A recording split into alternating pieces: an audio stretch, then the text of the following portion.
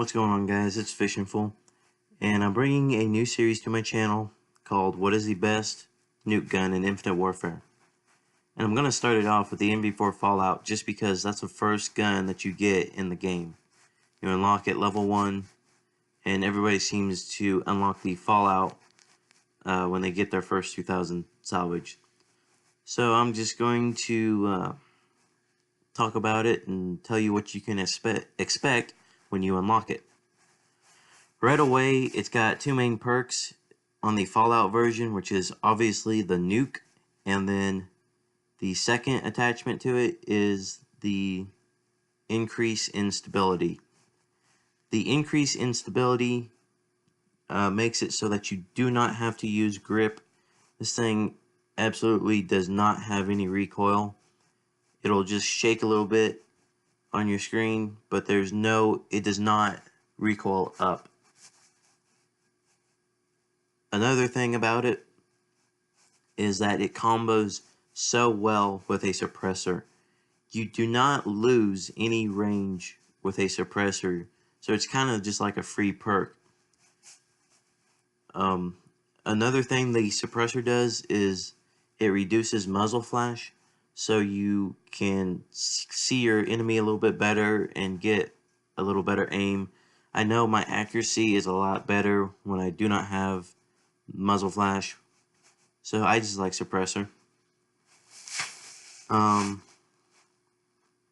Extended mags, if you throw them on, you can get 15 extra rounds, which I do like, especially in core when you're kind of spawn trapping like my team does a lot. So extended mags, quick draw, and suppressor are the only attachments you need on that gun. I run blind eye, hardline, and dead silence for my perks. You can run something else, but these are my go-to perks. And then you can throw on an optic, but the iron sights are honestly very clear. You don't have to put on an optic. You're not forced to put on an optic. So don't feel like you've got to put on an ELO like I do in this gameplay. I was just changing things up. And the biggest downfall to this weapon is its hip fire. The fire rate does not combo well with the hip fire.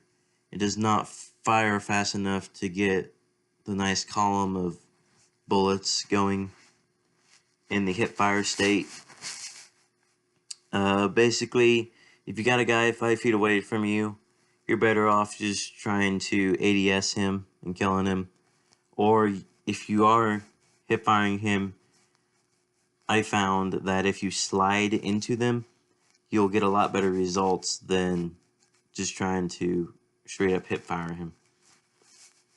Like I said, the hip fire isn't very good, so don't rely on it. It's very situational, so just try and keep those hip fire situations, to a limit. Don't go all hip fire.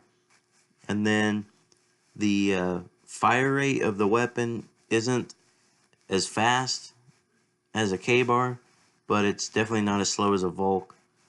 So to me, it's just a balanced weapon. It's not OP, it's not underpowered.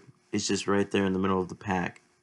And I mentioned K-bar earlier, and I'll go over the K-bar in a later video.